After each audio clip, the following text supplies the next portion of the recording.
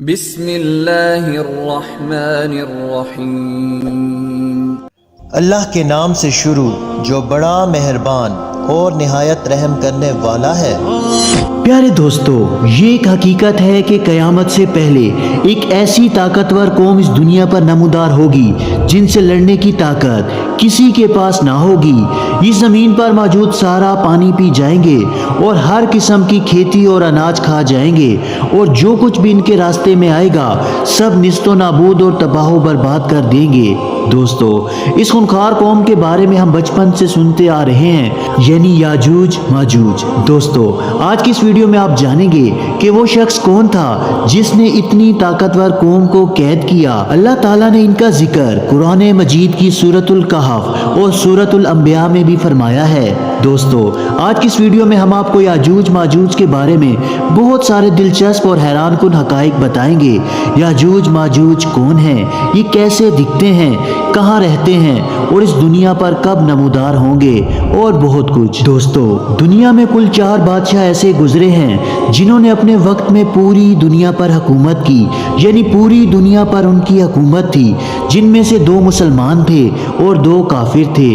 کافروں میں نمرود اور بخت نصر، جبکہ مسلمانوں میں حضرت سلیمان علیہ السلام اور دوسرے ذوالقرنین تھے۔ ذوالقرنین کا نام سکندر ہے اور یہ حضرت سام بن نوح علیہ السلام کی اولاد میں سے تھے اور ایک بڑھیا کے اکلوتے بیٹے تھے اور حضرت خضر علیہ السلام کے خالہ زاد بھائی تھے۔ آپ نے حضرت ابراہیم خلیل اللہ کے ہاتھ پر اسلام قبول کیا اور کئی سال ان کی صحبت میں رہے تھے۔ یاد رہے کہ یہ نبی نہیں بلکہ اللہ تعالیٰ کے ایک نیک بندے تھے جنہیں اللہ تعالیٰ نے اپنی ولایت عطا فرمائی تھی۔ اور دوستو، قرآن مجید کی سورۃ الکہف میں حضرت ذوالقرنین کے 3 سفروں کا حال بیان کیا گیا ہے۔ 3 زبردست سفر انہوں نے کیے اور ان 3 سفروں کا حال آج کی اس ویڈیو میں ہم آپ کو بتائیں گے۔ دوستو، وہ بہت ہی عجیب اور حیران کن تھے۔ پہلے سفر کی کہانی یہ ہے کہ سام بن نوح علیہ السلام کی اولاد میں سے ایک شخص آب حیات کے چشمے کا پانی پی لے گا تو اسے موت نہ آئے گی، تو حضرت ذوالقرنین نے اسی تلاش میں مغرب کی طرف سفر شروع کیا اور آپ کے ساتھ حضرت خضر علیہ السلام بھی تھے۔ دوستو، حضرت خضر علیہ السلام آب حیات کے اس چشمے تک پہنچ گئے اور آپ نے اس کا پانی پی لیا، مگر حضرت ذوالقرنین کے مقدر میں وہ پانی نہ تھا اور آپ کو آب حیات نہ مل سکا۔ حضرت ذوالقرنین کا سفر جاری تھا اور آپ نے ایسٹ کی طرف سفر جاری رکھا اور چلتے چلتے ایسے مقام پر پہنچ گئے جہاں سورج غروب ہوتا تھا۔ بالکل دنیا کے آخری کونے پر آ گئے اور سورج غروب ہونے کے وقت آپ کو ایسا منظر نظر آیا جیسے ایک سیاہ چشمے میں سورج ڈوب رہا ہے، جیسا کہ سمندری سفر کرنے والے لوگوں کو لگتا ہے کہ سورج سمندر کے اندر ڈوب رہا ہے۔ دوستو، آپ اتنا آگے پہنچ چکے تھے جو دنیا کا آخری کونا تھا۔ وہاں آپ کو ایک عجیب قوم ملی جو جانوروں کی کھال پہنے ہوئے تھی اور اس کے سوا ان کے بدن پر کوئی دوسرا لباس نہ تھا۔ وہ دریائی جانور کھاتے تھے اور اس کے علاوہ کوئی غذا نہ تھی۔ وہ قوم ناسک کہلاتی تھی۔ حضرت ذوالقرنین نے ان کو دین کی دعوت دی، اسلام کی دعوت دی۔ کچھ لوگ تو ایمان لائے لیکن کچھ لوگوں نے آپ کے ساتھ جنگ بھی کی اور آخر کار بے بس ہو کر آپ کے سامنے ہار مان لی۔ دوستو، اب باری ہے آپ کے دوسرے سفر کی جو آپ نے مشرق کی جانب کیا تھا۔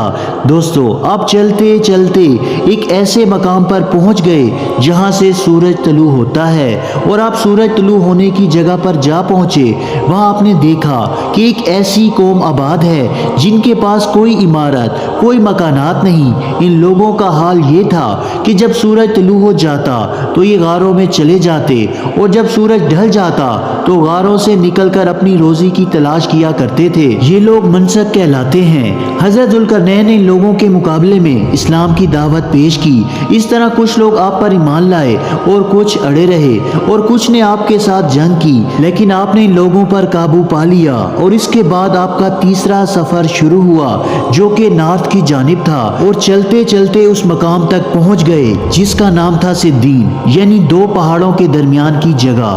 تو وہاں بھی آپ کو ایک عجیب و غریب مخلوق ملی جن کی زبان بہت عجیب و غریب تھی اور ان لوگوں کے ساتھ صرف اشاروں میں ہی بات کی جا سکتی تھی اور آپ نے بامشکل ان سے اشاروں میں بات کی۔ ان لوگوں نے حضرت ذوالقرنین سے یاجوج ماجوج کے مظالم کی شکایت کی اور آپ سے مدد مانگی کہ آپ ہمیں یاجوج ماجوج کے مظالم سے بچائیں۔ دوستو، یاجوج ماجوج کون تھے؟ یہ یافس بن نوح علیہ السلام کی اولاد میں سے ایک فسادی گروہ ہے اور ان لوگوں کی تعداد بہت زیادہ ہے، جس کا اندازہ آپ حدیث مبارکہ سے لگا سکتے ہیں کہ حضرت عبداللہ بن عمر رضی اللہ تعالیٰ عنہ نے فرمایا کہ جنوں انس کے کل 10 حصے ہیں، ان میں سے 9 حصے یاجوج ماجوج ہیں، باقی ایک حصہ انسان ہے۔ اب ذرا غور کریں کہ اگر اس وقت دنیا میں تقریباً 7 بلین انسان موجود ہیں تو اس حساب سے یاجوج ماجوج کی تعداد 70 ارب تک ہو سکتی ہے، اور ان کی تعداد مسلسل بڑھ رہی ہے، اور جس وقت یاجوج ماجوج آئیں گے نہ جانے اس وقت دنیا میں کتنے لوگ ہوں گے، تو اس سے 10 گنا زیادہ یاجوج ماجوج کی تعداد ہوگی۔ دوستو، یاجوج ماجوج اولاد آدم علیہ السلام کی اولاد میں سے ہیں، اور ان میں مرد بھی ہوتے ہیں اور عورتیں بھی، اور ان کے 3 گروہ ہیں۔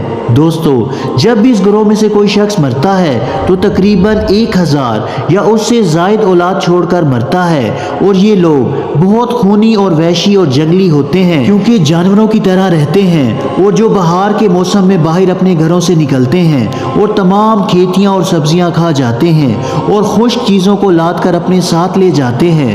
آدمیوں، جنگلی جانوروں، یہاں تک کہ سانپ، بچھو، گرگٹ، سب کچھ چھوٹے بڑے جانوروں کو یہ کھا جاتے ہیں۔ جب حضرت ذوالقرنین سے لوگوں نے فریاد کی کہ آپ ہمیں یاجوج ماجوج کے ان مظالم سے بچائیں اور ان کے بدلے میں جو کچھ چاہیں لے لیں، تو حضرت ذوالقرنین نے کہا کہ میرے پاس اللہ تعالیٰ کا دیا ہوا بہت کچھ ہے، مجھے کسی چیز کی ضرورت نہیں، مگر تم اپنی جسمانی محنت کے ذریعے میری مدد کرو۔ چنانچہ آپ نے ان دونوں پہاڑوں کے درمیان بہت گہری بنیاد کھدوائی، اتنا گہرا کھدوایا کہ اس میں پانی نکل آیا۔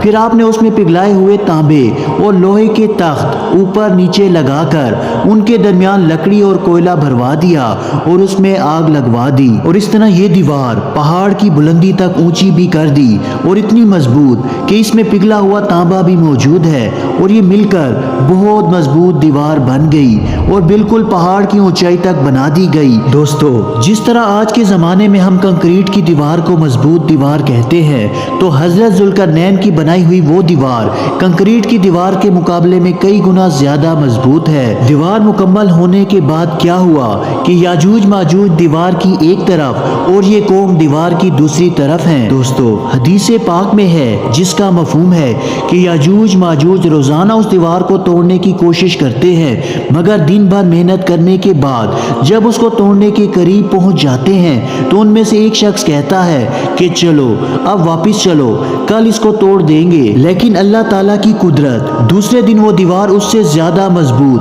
اور پوری ہو جاتی ہے۔